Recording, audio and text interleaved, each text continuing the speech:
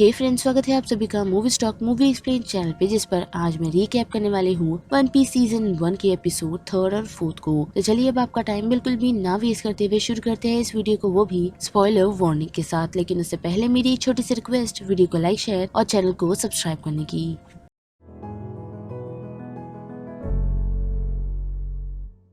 Episode की शुरुआत हमें 7 साल पहले सारिप विलेज से दिखाई जाती है, जहां हम उसॉप नाम के एक छोटे बच्चे को देख सकते हैं जो पूरे विलेज में यही चिल्ला रहा है कि पायरेट्स आ रहे हैं, जिससे काफी लोग कुछ दिनों तक डर तो रहे थे, लेकिन डेली उसॉप के ऐसा करने पर उस पर किसी ने बिलीव करना ही छोड़ दिया। जिसके साथ साथ बात करें हमारे तीनों टीम की, तो तीनों टीम मिल सारिप विलेज आ पहुंची है क्योंकि उन्हें नई शिप की जरूरत है। साथ ही बात करें कोबी की, तो हम देख पाते हैं कि मॉर्गन का बेटा हेलमेपो मरीन शिप में इतने अच्छे से काम नहीं कर रहा जितना अच्छा कोबी कर रहा है, जो चीज वाइस एडमिरल को काफी पसंद आती है और वो काम छोड़ अपने साथ ले जाते हैं। जिसके साथ बात करी फिर से हमारी गैंग की, तो उनकी मुलाकात उसॉप से होती है जो एक शिप को क्लीन कर रहा होता है, और वो शिप लूफी को पसंद आई है जिसे अब वो बाय करना चाहता है, जिसके लिए उसॉप उन लोगों को उसकी ओनर काया के पास ले जाने का डिसाइड करता है, जो इस शिप यार्ड की ओनर है। लेकिन काया के पास पहुंचने पर हम नोटिस कर पाते हैं कि वो काफी बीमार है और साथ ही उसका सहारा उसका बटलर बना हुआ है जिसका नाम क्लेगडोर है। और उसॉप के साथ आए हुए लोगों को देख काया खुश होती है क्योंकि आज उसका 18वां जन्मदिन है और वो उन्हें वही पार्टी के लिए रोकने का डिसाइड करती है।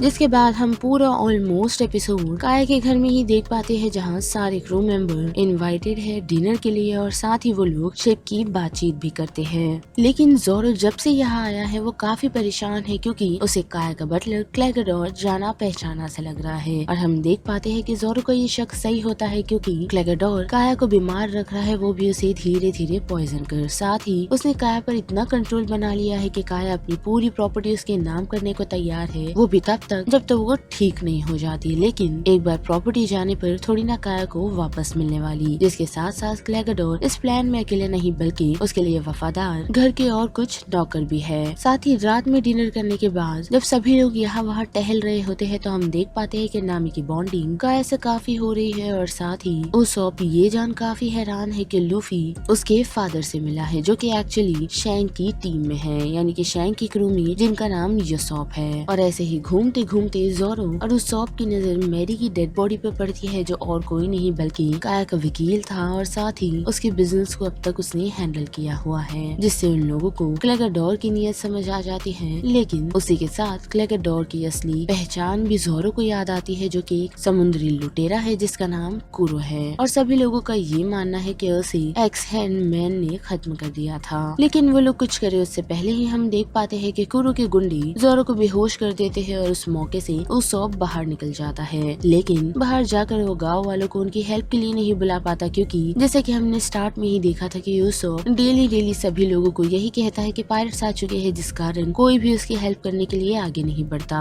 और साथ ही हम देख पाते हैं कि फ्लैशबैक में उसॉप बचपन में ये सारी चीजें अपनी मॉम की हेल्थ को लेकर किया करता था, क्योंकि उसके फादर के जाने के बाद से उसकी मॉम काफी बीमार रहने लगी थी। लेकिन अब ये चीज उसॉप को भारी पड़ी है, जिससे वो काफी अपसेट हो चुका है। और उसी दौरान हम देख पाते हैं कि कोबी उसके पास पहुंचता है, उसे बताते हुए कि वो उस पर बिलीव करता है। और वही बात करें जोरो और मैरी की, तो हम देख पाते हैं कि उन दोनों को एक वेल में ढकेल दिया जाता है, यही सोच करके उन दोनों की मौत हो गई। लेकिन ऐसा होता नहीं, क्योंकि हम देख पाते हैं कि जोरो जिंदा है और वो उस वेल से निकलने की कोशिश कर रहा है। जिसके बाद हमें जोरो का फ्लैशबैक दिखाया जाता है, जिससे हमें पता चलता है कि 7 साल पहले जोरो जब स्वॉर्ड फाइटिंग सीख रहा था, तो उसकी एक राइवलरी थी जिसका नाम कुना था, जिसने उसे कुछ एडवाइस ऑफर की थी। लेकिन जोरो ने उसे ना लेते हुए रियल ब्लेड के लिए चैलेंज किया था, जिसमें भी जोरो टिक नहीं पाया, जिससे वो काफी अपसेट हो गया था। लेकिन कुना उसे बताती है कि अभी तो वो कमजोर है, लेकिन जैसे ही वो यंग होता जाएगा और एक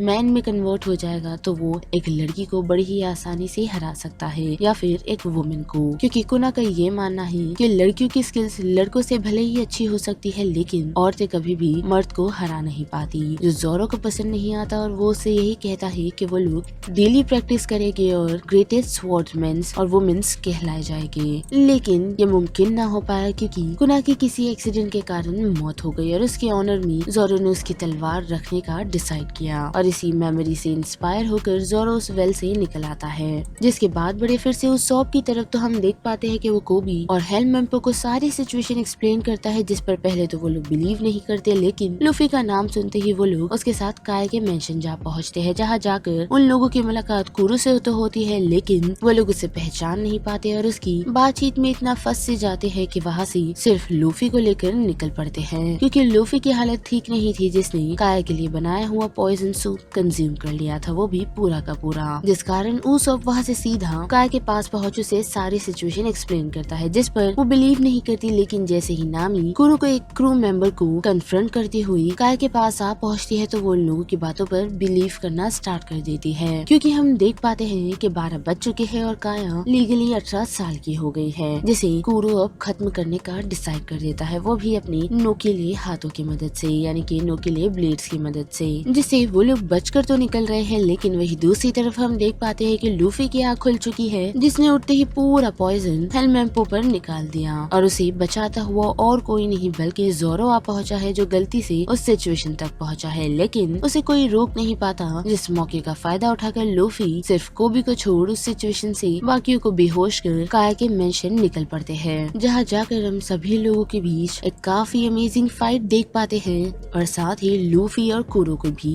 जिसमें लूफी कुरो को हराने में कामयाब होता है, वो भी अपने स्ट्रेचिंगनेस की मदद से, जिसके बाद सब कुछ नॉर्मल हो जाता है, लेकिन अभी भी मरीन्स उन लोगों के पीछे है, जिस कारण काया उन लोगों को एक शिप गिफ्ट करती है, जो वही शिप है जिसे लूफी ने पसंद किया था। साथ ही उसॉप भी उन लोगों के साथ जाने को तैयार है, जिसने फाइनली काया को फाइनल गुड बाय कह दिया। और वही बात करे कोबी की, तो गार्ड से माफी मांगता है और उन्हें यही कहता है कि उसने उन्हें फेल किया, लेकिन उसके जवाब में वो उसे कहते हैं कि सब कुछ ठीक है। साथ ही ये भी दिखाते हैं कि लूफी और उसकी टीम नए शिप की मदद से भाग रही है, जिसे वो अपने स्पाई ग्लास की मदद से देख रहे हैं। और वही हम देख पाते हैं कि लूफी जब सभी लोगों को यही बता रहा है कि उनकी ये सेलिंग काफी स्मूथ होने वाली है, और उसी दौरान उन पर कैनॉन के फायर शुरू हो जाते हैं, जो और कोई नहीं बल्कि मरीन वेसल से हो रहा है। और जैसे ही लूफी अपनी स्पाई ग्लास से देख पाता है, तो उसकी नजर गार्ड पर पड़ती है, जिन्हें देख वो उन्हें ग्रैंडपा कहता है, जो सुनते ही सारे क्रू मेंबर शॉक है। और यहाँ पर वन पीस सीजन 1 के एपिसोड 3 और 4 का रिकैप खत्म होता है, जिस बारे में अब आप सभी की क्या राय बनती है उसे लेकर आप मुझे कमेंट सेक्शन में बता सकते हो। साथ ही वीडियो पसंद आई तो वीडियो को लाइक, शेयर और चैनल को सब्सक्राइब करना मत भूलिएगा। बाकी मैं मिलूंगी आपको फिर किसी मूवीज या सीरीज के रिकैप के साथ। तब तक के लिए आप movie stock, movie explain channel के बाकी वीडियोस को एंजॉय कीजिए। Till then bye.